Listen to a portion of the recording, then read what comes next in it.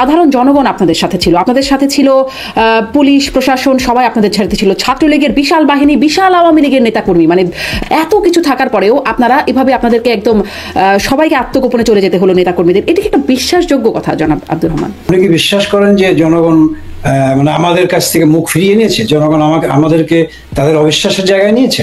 তাই নয় কি? তাছাড়া এরকম পতন কেন হলো আপনাদের? যেই বাংলাদেশের মানচিত্র, বাংলাদেশের পতাকা, বাংলাদেশের জাতীয় সঙ্গীত এবং নানান নামে নানান ভাবে মূলত এই বাংলাদেশের মুক্তিযুদ্ধের সকল মূল্যবোধকে নস্যাৎ করে দিয়ে আওয়ামী লীগকে কোনো অবস্থাতে নির্বাচন করতে দেওয়া হবে না। এটি কোন ফ্যাসিবাদী? 90 থেকে 95% ভোট পড়েছে 6484টি কেন্দ্রে। এরকম কি আসলে নির্বাচন কমিশনের ওয়েবসাইট থেকেই মানে জনগণকে ডিসাইড করতে দেন? আপনি বলছেন কিভাবে ডিসাইড করবে? সোজা রাস্তা একটাই, আপনি একটা নিরপেক্ষ তত্ত্বাবধায়ক সরকারের অধীনে একটা নির্বাচন দেন।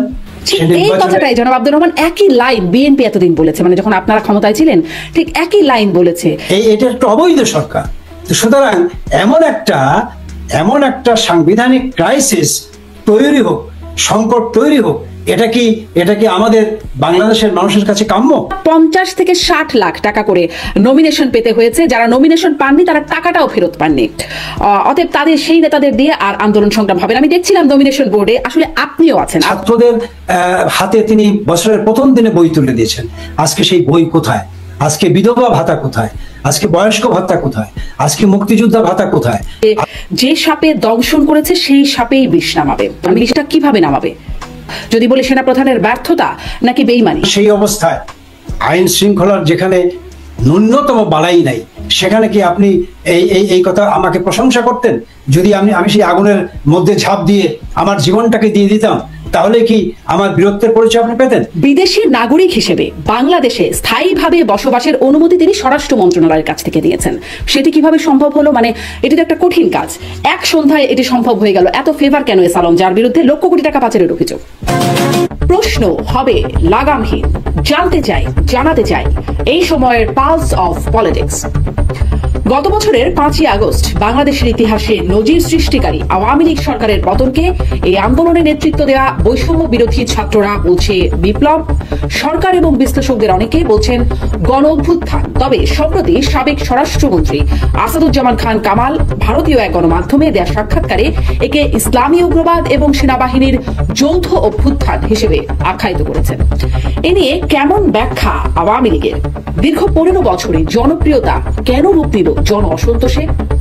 সম্প্রতি এক ভিডিও বার্তায় আওয়ামী লীগের সাধারণ সম্পাদক শফিউল আলম চৌধুরী নাদেল বলেছেন মার্চের আগেই দেশে ফিরবেন শেখ হাসিনা। পরবর্তীতে সাবেক মুক্তিযুদ্ধ বিষয়ক মন্ত্রী আ.ক.ম মোজাম্মেল হক বলেছেন সিনিয়র নেতারা মনে করেন 26শে মার্চ স্বাধীনতা দিবসে সবার বাংলাদেশে ফিরে যাওয়া উচিত। এদিকে আওয়ামী লীগের যুগ্ম সাধারণ সম্পাদক বাহাউদ্দিন নাসিম বলেছেন 21শে ফেব্রুয়ারিকে সামনে রেখে নানান কর্মসূচি এবং এক পর্যায়ে সর্বাত্মক হরতালের ডাক দেওয়া হবে। প্রহসনের নির্বাচন থেকে শুরু করে দুর্নীতি, অর্থপাচার, মানবাধিকার লঙ্ঘনের যে বিস্তর অভিযোগ দলটির বিরুদ্ধে, সেখান থেকে কিভাবে ফিরে আসবে মুক্তিযুদ্ধে নেতৃত্ব দানকারী দল আওয়ামী লীগ?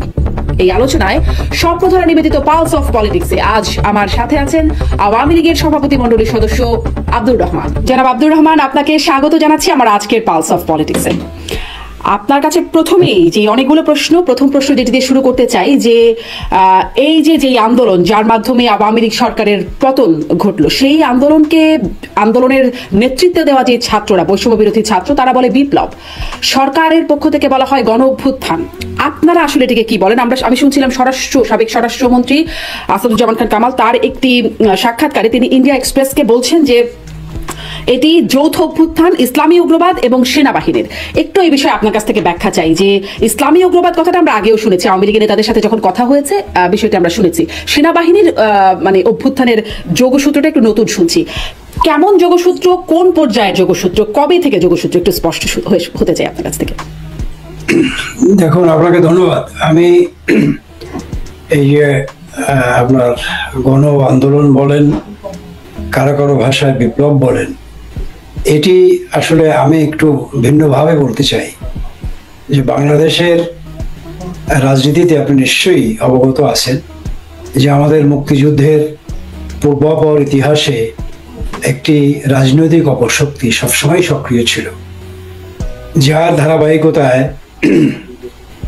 বঙ্গবন্ধু শেখ মুজিবকে সপরিবারে জীবন দিতে হয়েছিল 1975 সালের 15ই আগস্টে।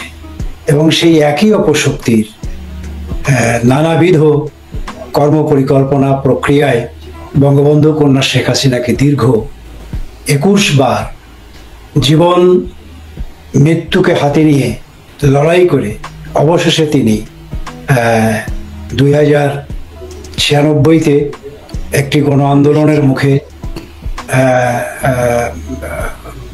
খালেদা জিয়ার যেই কি বলে যে 15ই ফেব্রুয়ারির ভোটারবিহীন নির্বাচন, সেই নির্বাচনের বিরুদ্ধে আন্দোলন সংগ্রাম করে তিনি প্রথমবার ক্ষমতায় আসেন।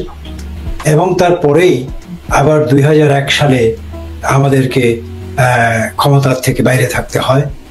এবং তারপরে 2008 সালের 29 ডিসেম্বরের নির্বাচনে বাংলাদেশের মানুষ বঙ্গবন্ধু কন্যা শেখ হাসিনা নেতৃত্বাধীন আওয়ামী লীগকে এবং সেই জোটকে তারা প্রাণের সকল উচ্ছ্বাস মিশিয়ে ভোট দেন এবং তিনি ক্ষমতায় আসেন।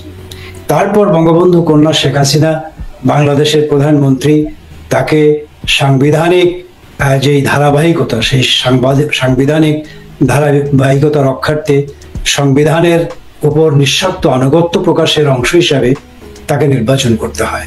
এবং সেই নির্বাচনে তিনি বহুভাবে বিরোধী দলদের আহ্বান জানিয়েছেন।